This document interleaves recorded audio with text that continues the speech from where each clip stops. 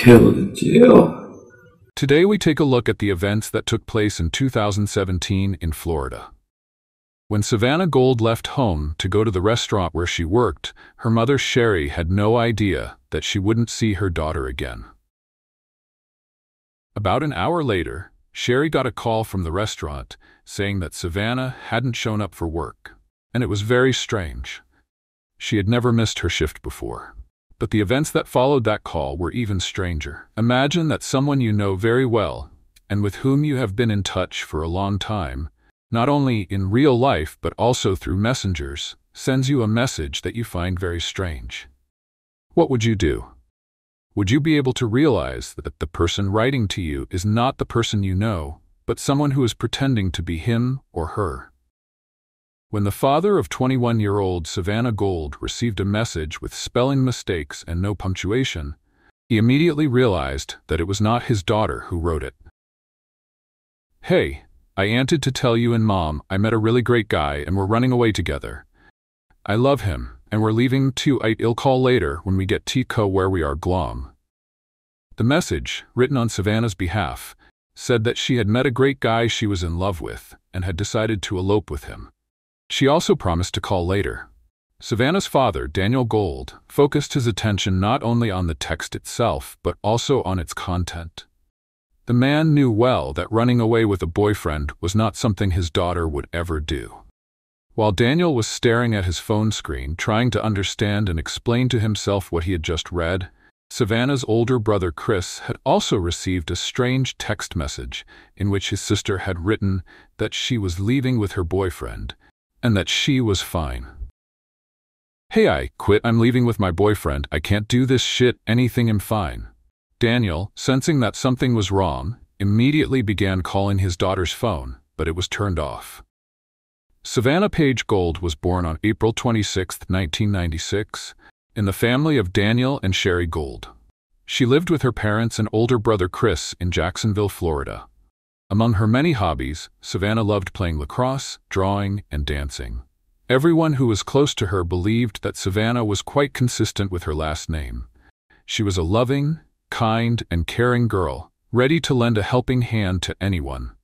After graduating from high school, she turned down a scholarship at a college for art and design because she was taking care of her mother, who had been diagnosed with cancer. Sherry was undergoing chemotherapy, so her daughter took over the household chores to help her in any way she could.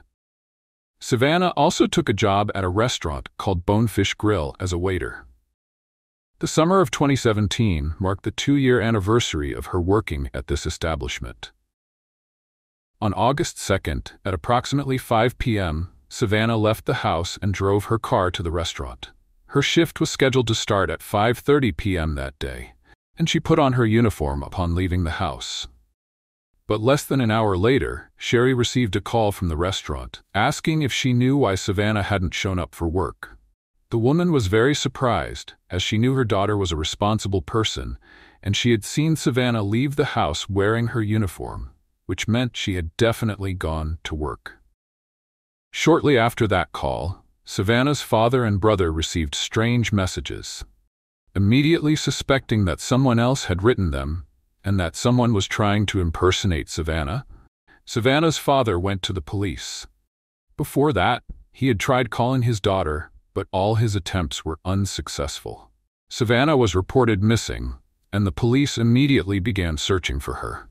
Since sending messages to her father and brother, she had not turned on her phone or logged on to social media. The first thing officers did was go to the establishment where she worked. Officers found Savannah's open car in the parking lot, about 120 yards from the restaurant's entrance. Her documents, a wallet with cards and cash, as well as some other valuable things, were inside. It was obvious to the police the story of her running away with her lover was merely fiction. If Savannah was planning to disappear, she could have left her documents and her bank cards so she couldn't be tracked down, but she certainly wouldn't have left cash in the car. At first glance, there were no signs of a struggle or crime inside or near the car. But officers noticed that the left front tire was flat. Forensic experts were called to the scene, and detectives went to the restaurant to talk to Savannah's coworkers. They all claimed that she hadn't been to work that day, and that no one had seen her. The fact that the missing girl's car was parked 120 yards from the restaurant led detectives to believe that something might have happened to Savannah after she arrived at work. The cops started going around the establishments in the area, specifically those with surveillance cameras, and watching the footage, hoping to see the moment Savannah parked her car. The spot where her car was parked was captured by only one camera, and the image quality was not the best. Nevertheless, the police were able to see that after Savannah parked, she got out of the car and walked to a nearby vehicle. It was a silver Chevrolet Malibu sedan. For 14 minutes, she stood next to the driver's door and talked to whoever was behind the wheel. She then opened the back door and got in, after which the driver got out and also got in the back seat. For several minutes, officers watched the footage as the car was shaking and the back door swung open 3 times, but was immediately closed. Officers had reason to believe that a fight had broken out inside the car between Savannah and the owner of the Chevrolet. A few minutes later, the man exited the car, approached Savannah's vehicle, opened the driver's door, and took something from the interior. He then punctured the front left tire, got into his vehicle, and drove away. The young woman never got out of his vehicle. Identifying the owner of the Chevrolet Malibu went quickly. Lee Rodarte, one of the managers and chefs of the restaurant where Savannah worked, was driving this very car. He was 28 years old and had helped hang informational flyers with a picture of Savannah. When police interviewed restaurant employees, Lee said he hadn't seen Savannah in about 3 weeks because they worked different shifts. Then detectives spoke to restaurant employees again and learned that Savannah and Lee had more than just a work-related relationship. Several people reported that they met after hours and had an intimate relationship, something Lee himself was silent about when speaking to the police. On August 5th, during his work shift, he was arrested and taken to the station for questioning. Rodarte immediately warned the detectives that he could not read or write well, after which they explained his rights in detail, namely, that he had the right to an attorney and that anything he said could be used against him in a court of law. He admitted that when the police interviewed the restaurant staff, he lied when he said he hadn't seen Savannah in a long time. In fact, he had seen her on the day she went missing. But he was afraid that he would be suspected of being involved in her disappearance, so that's why he wasn't telling the truth. When asked how long he had known Savannah, Lee said he had known her since she got a job at the restaurant, which was about 2 years ago. But their meetings outside of work started about 8 months ago, and at the time, he had another girlfriend named Chelsea. When Chelsea found out about his infidelity, she broke off the relationship with him. According to Rodarte, he dated Savannah for about 3 months, but then she started using illegal substances, and that was the reason he ended his relationship with her and started dating Chelsea again. He and Savannah allegedly agreed that from now on, they would only be connected through work. The company that owned the restaurant prohibited its employees from having romantic relationships with each other, and according to Rodarte, he learned that Savannah had told other waiters about their intimate relationship and wanted to get him fired. And then when was the last time you saw her? This is what I was a bit, I didn't tell you the truth when we talked about the fish. Okay. Last time I saw her was Wednesday afternoon. Okay. I heard that she has been basically telling a lot of people at work that we hooked up a bunch, like a couple days before that, and that she was going to like tell about the whole situation and try to get me fired. And why would that get you fired? I'm a manager and she's an employee. So. He told detectives that he drove to the mall on August 2nd to talk to Savannah and try to convince her not to spread the rumors. He feared being fired from the restaurant where he had worked for 5 years. According to Rodarte, Savannah said she had just consumed a strong substance and it was causing her to panic, so she asked permission to sit in his car for a little while. When she got in, he demanded that she stop telling everyone that they were still dating. Savannah asked him to sit in the back seat too, so they could talk. After moving to the back inside, he again began asking Savannah to stop spreading rumors about their relationship, but she replied that she would do what she felt like doing. This response angered Lee, and then, according to him, he went out and slashed a tire on Savannah's car and returned. She asked him why he had done it. He replied that he was upset and angry. Next, as Rodarte alleged, Savannah got out of his vehicle and walked toward the entrance to the mall, but did not reach it and got into an old green Ford pickup truck with tinted windows. And at that point, she had her phone in her hand. She got out of the car and walked towards the main entrance of San Jose. Okay, yeah, but it's closer towards 295? Yeah. Okay. I wouldn't say she was walking along the edge of the plaza, but she was walking maybe towards this way. And I would say an older model Ford pickup, green, drove past me and around, and she got in. Okay. But the detectives knew that Savannah did not get out of Rodarte's car and that he was lying. He had no idea at the time that the police had surveillance tape in their possession, showing that there was no Ford pickup truck and that Savannah did not get out of his car. When asked what happened next, Lee said he drove home and even described the streets he drove through. The man had scratches on his arms and neck. When asked to describe where, when, and under what circumstances they were received, he said that he had hurt himself at work. Okay. What happened to your neck? That was self-inflicted, actually. Why?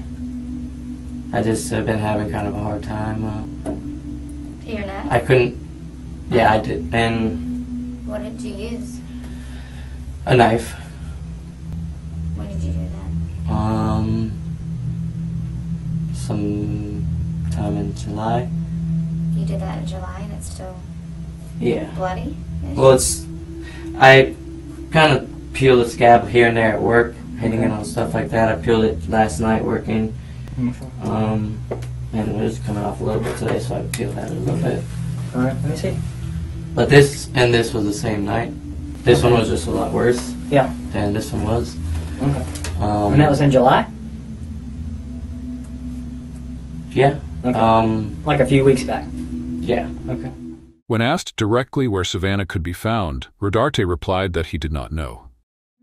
So, where's Savannah right now? I don't know. Where would I find her? I don't know.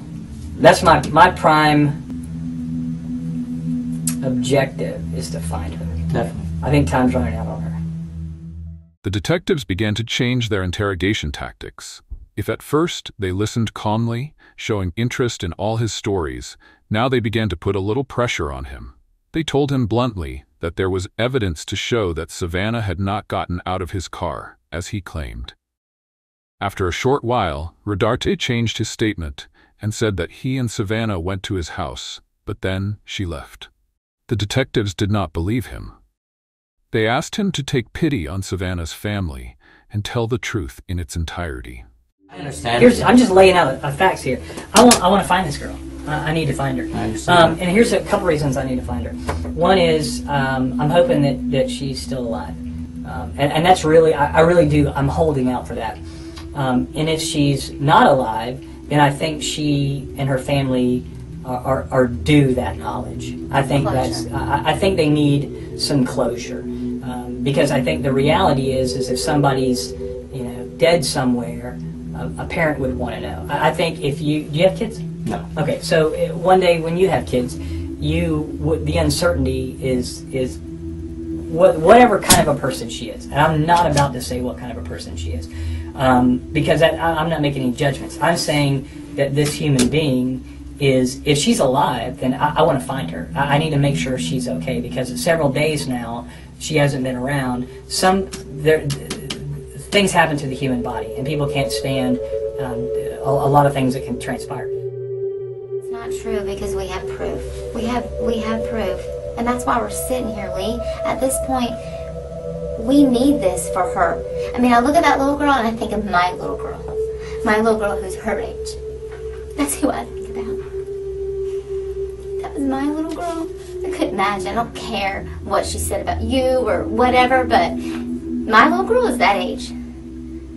Maybe. And you're not telling the truth. Maybe something gets out of hand in the car. I didn't do anything. Okay, you didn't do anything, but she was in your car. She never got out of your car. She never got out of your car, Lee. We're not saying that you did anything. I'm trying to find her. I didn't say you did anything. I don't know where she is. Well, we can prove that you left with her in the car. Eventually, Rodarte couldn't take it anymore and confessed that he snapped Savannah's neck during the argument, detailing everything that happened in the back seat of his car. Okay. I thought I had her right here. You thought you had her up here? Yeah, I thought I had her like right here. Yeah. And I ended up coming down. Okay. And I just heard a pop. Okay, you heard a pop sound? Okay. And she just... And you had both hands like this around this part of her neck? Could you feel a pop? Yeah. Okay, where did you feel it? I just heard it, and then it felt like somewhere in here. Okay. And after you heard the pop, what happened at that point? Do you remember? She just stopped moving. Okay. As he left the parking lot, he took Savannah's phone, sent messages to her father and brother, then threw it out the window. He brought the body back to his property and tried to dispose of it with fire, but it was not as easy as he thought it would be. So he dug a hole in the ground and buried it. But anticipating that the police would find out about his association with Savannah and perhaps come to his home, he dug up the body a day later, wrapped it in a blanket, and drove to a pond located about 8 miles from the restaurant. He knew the area well, as he had lived there for several years. When he arrived, he dumped the body in the water and headed home. And where do you put her in the pond? Because it's a big area, and I want to go find her. She's close to me. Like here? Like in that area there? Yeah. Okay, so I'll put it like an X there, and you think that's kind of in the general area. Not that I'm holding you to that, but... and what would she be wrapped in? A blanket and plastic. A blanket and plastic? Okay. Okay. You're doing the right thing. I want to be able to tell her family. I was in jail.